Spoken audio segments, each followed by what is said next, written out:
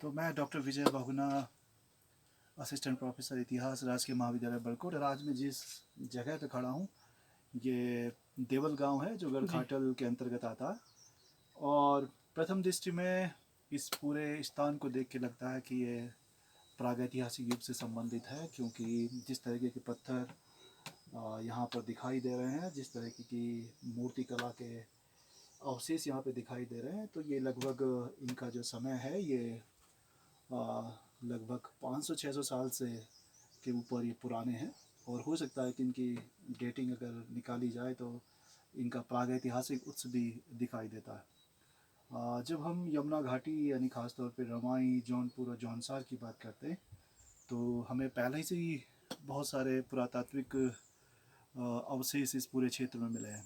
आप जब बाड़वाला से अंदर प्रवेश करते हैं तो आपको राजा सीलवर्मन की 3 अश्वमेध यज्ञ वेदिकाएँ दिखाई देती हैं।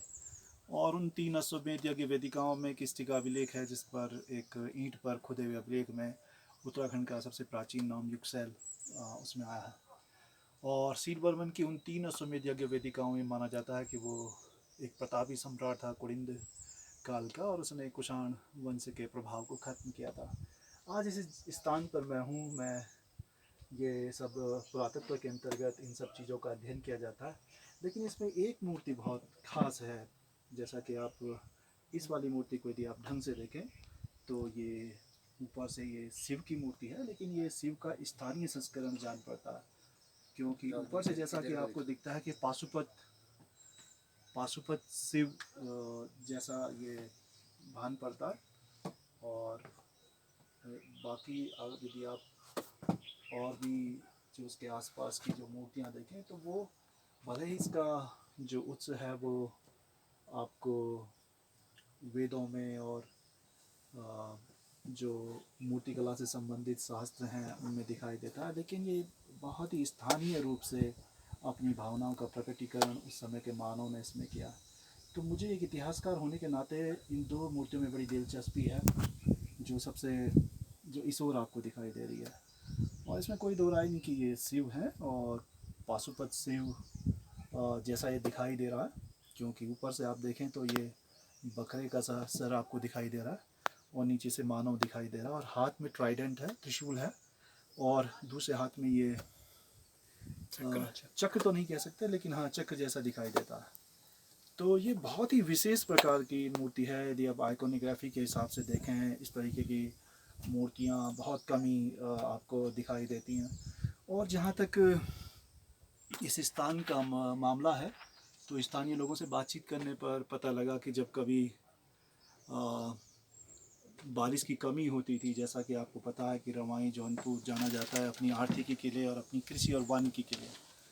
और कृषि बहुत कुछ निर्भर करती है वर्षा पर, क्योंकि सिंचित खेत कम है, सिंचाई के साधन यहाँ उपलब्ध नहीं है, और वर्षा पर निर्भरता यहाँ की आर्थिकी और वानिकी के लिए बहुत महत्वपूर्ण है।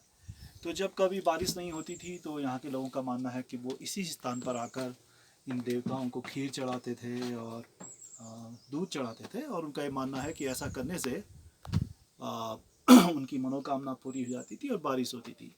इस तरीके के जो लोक विश्वास हैं वो पूरे भारतवर्ष में दिखाई देते हैं। और पौड़ी ज़िले के अंदर भी एक स्थान है जहाँ पर लोग नाथ का डांडा कहलाता है, वहाँ पर जब बारिश नहीं होती थी लोग चेले का रूप, गोरखनाथ के चेले के रूप में 2 बच्चों को चुनते थे, और वो एक गुरु के डांडे में जाके वो जो कोदे की बनी बाड़ी होती थी उसकी जूठन उस स्थान पर रख देते थे। उनका ये विश्वास था कि भगवान अपने स्थल को देखेगा और वो जूठन को साफ करने के लिए बारिश करेगा। लेकिन जहाँ पर मैं हूँ मुझे एक जो जिज्ञासा मेरे मन में है कि ये जो पहाड़ है पूरा, ये मुझे लगता है कि प्री हिस्टोरिक जो टूल्स होते हैं उसके लिए भी इस्तेमाल किया जाता रहा होगा, क्योंकि पूरा चट्टान जो दिखाई दे रहा है ये मिनरल, कोई ना कोई मिनरल है, या तो ये क्वार्जाइट दिखता है, इसके लिए किसी जियोलॉजिस्ट की मदद लेनी पड़ेगी, लेकिन ये है कुछ स्पेशल बिल्कुल। और इस स्थान में आने के लिए देवल से लगभग 1.5 किलोमीटर हम पैदल चलकर यहाँ पर आए हैं। और मुझे लगता है कुछ पुरातत्वविद और कुछ जो आइकोनोग्राफी में जिन लोगों का खास दखल है वो लोग जब इसको देखेंगे तो निश्चित तौर पर ये मूर्तिकला के विकास पर ये रोशनी डालेगा। मेरे साथ अमर उजाला के पत्रकार विजय पाल रावत हैं और सबसे पहले उन्होंने ही मुझे यहाँ के फ़ोटोग्राफ्स मुझे प्रेषित किए थे और उन्होंने उसके बारे में जानना चाहा था। तो आज उन्हीं की मदद से मैं इस स्थान पर हूँ और हमारे साथ जो स्थानीय यहाँ पर प्रधान जी पूर्व नौटियाल जी और अपना दो हमारे यंगस्टर भी यहाँ पर मौजूद हैं। इन सब का भी शुक्रिया हम अदा करते हैं, लेकिन हम जल्द ही इनको विषय विशेषज्ञों को दिखा के इसके बारे में एक अच्छी डिटेल्स हम भेजेंगे और आर्कियोलॉजिकल सर्वे ऑफ इंडिया को भी इससे मुखातिब उनकी जानकारी इनको दी जाएगी ताकि वो इस स्थान को प्रोटेक्ट कर सकें, क्योंकि ये स्थान अपने आप में कुछ विशिष्ट है। और ऐसा ही मैंने जब यमुना कमल नदी के किनारे जब मैं एक बार हुडोली के पास ठडुंग गांव में गया था तो वहाँ एक रॉक पेंटिंग मैंने देखी थी और वो बिल्कुल स्थान ऐसा ही है। तो यदि इसकी और गहन जांच पड़ताल होगी तो हो सकता है कोई रॉक पेंटिंग भी हमें इधर आसपास दिखाई दे। बस आज के लिए इतना ही, और फिर हम जल्द ही मुखातिब होंगे आपसे इन सारी मूर्तियों के बारे में जानने के लिए।